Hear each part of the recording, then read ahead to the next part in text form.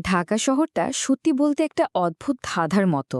যে শহরটা একসময় ছিল পানির উপর ভাসমান, সেই শহরই এখন একটু বৃষ্টিতে ডুবে যায়, ঘন্টার পর ঘন্টা যানজটে আটকে থাকে। কিন্তু কি হবে যদি বলি এই শহরের সবচেয়ে বড় সমস্যাগুলোর সমাধান আমাদের চোখের সামনেই কোথাও লুকিয়ে আছে?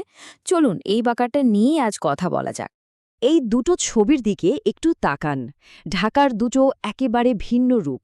একদিকে হাতের ঝিলের শান্ত পানিতে ওয়াটার ট্যাক্সি দিয়ে একটা জায়গা থেকে আরেকটা জায়গায় যেতে লাগছে মাত্র ৫ মিনিট। এখানে গাড়ির হর্ন নেই, আছে শুধু ইঞ্জিনের হালকা শব্দ আর ঝিরঝিরে বাতাস।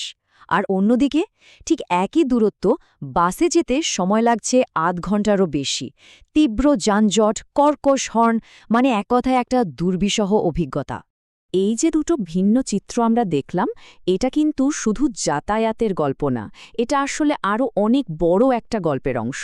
এমন একটা শহরের গল্প যে নিজের ভৌগোলিক পরিচয়টাই প্রায় ভুলতে বসেছে।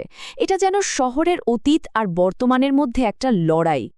আর এখানে আসল প্রশ্নটা চলে আসে, যে শহরের জন্মই হয়েছিল নদীনালার উপর ভিত্তি করে, সেই ৪০০ বছরের একটা নদীমাতৃক শহর কেন তার সবচেয়ে বড় প্রাকৃতিক সম্পদ এই নৌপথগুলোকে একরকম ছুঁড়ে ফেলে দিল? আজকের এই বিশ্লেষণে আমরা এই উত্তরটাই খোঁজার চেষ্টা করব। উত্তরটা একই সাথে খুব সহজ আবার খুব ভয়ঙ্কর। এই শহরের শরীরের শিরা উপশিরার মতো যে প্রাকৃতিক খাল আর জলাশয়গুলো ছড়িয়েছিল, সেগুলোকে উন্নয়নের নামে কংক্রিট দিয়ে ঢেকে ফেলা হয়েছে। যেগুলো ছিল শহরের প্রাণপ্রবাহ, সেগুলোই আজ রাস্তার নিচে চাপা পড়ে আছে। এই দুটো ম্যাপের দিকে একবার তাকান, পার্থক্যটা কতটা ভয়াবহ তা স্পষ্ট বোঝা যায়।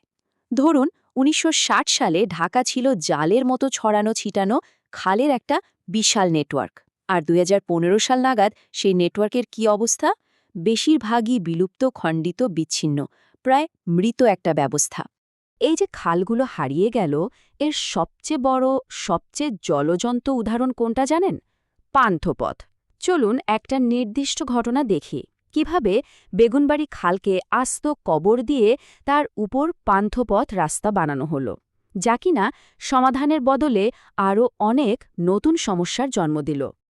তো এই সমস্যার একেবারে কেন্দ্রে আছে একটা বিশেষ ইঞ্জিনিয়ারিং কাঠামো, যার নাম বক্স ক্যালভার্ট। জিনিসটা আসলে কি? সোজা কথায় এটা একটা কংক্রিটের সুড়ঙ্গ, যা খালের উপর বসিয়ে দেওয়া হয়, আর তারপর সেটার উপর দিয়ে সরাসরি রাস্তা তৈরি করা যায়। শুনতে তো বেশ ভালোই লাগে, তাই না? কিন্তু এর পরিণতি হয়েছে ভয়ঙ্কর। এখন এই বক্স কালভার্টের ফলটা কি হয়েছে?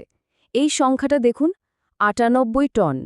ভাবা যায় ২০২১ সালে শুধু একটা বক্স কালভার্ট পরিষ্কার করে এই বিপুল পরিমাণ আবর্জনা বের করা হয়েছিল। এই আবর্জনা পানির স্বাভাবিক প্রবাহকে পুরোপুরি আটকে দেয়। আর যদি ভাবেন ৯৮ টনে অনেক বেশি, তাহলে এই সংখ্যাটা দেখুন, ২ লক্ষ টন। সম্প্রতি শুধু হাতিরঝিল আর পান্থপথ এলাকা থেকে প্রায় ২ লক্ষ টন স্লাজ, মানে কঠিন বর্জ্য, অপসারণ করা হয়েছে। এটা থেকেই বোঝা যায় সমস্যাটা আসলে কতটা গভীরে। তার মানে বোঝাই যাচ্ছে এটা শুধু একটা ভুল ডিজাইন বা ইঞ্জিনিয়ারিংয়ের সমস্যা না, এর পেছনে আছে বছরের পর বছরের অবহেলা আর আমলাতান্ত্রিক জটিলতার এক লম্বা গল্প, যা ঢাকার এই অবস্থাকে আরও খারাপ করে তুলেছে। এই বিষয়ে হাতিরঝিল প্রকল্পের স্থপতি, নগর পরিকল্পনাবিদ ইকবাল হাবিবের কথাটা শুনুন। তিনি খুব পরিষ্কার করে বলছেন, ঢাকার নৌপথ ধ্বংস হওয়াটা কোনো দুর্ঘটনা নয়, বরং এর পেছনে আছে লোভ আর দুর্নীতি। তার মানে যা হয়েছে সেটা জেনে শুনেই করা হয়েছে। কিন্তু ঠিক এর উল্টো চিত্রটা দেখা যায় যখন একজন দায়িত্বপ্রাপ্ত প্রকল্প পরিচালককে প্রশ্ন করা হয়। তার উত্তরটা শুনলে পরিস্থিতিটা আরও পরিষ্কার হয়ে যায়। তিনি বলছেন তাকে এমন কোনো নির্দেশনাই দেওয়া হয়নি, আর বক্স কালভার্ট খুলতে হলে তো পুরো রাস্তাঘাট, মানে অবকাঠামোই ভেঙে ফেলতে হবে। এটাই হলো আমলাতান্ত্রিক অচলাবস্থার একটা নিখুঁত উদাহরণ।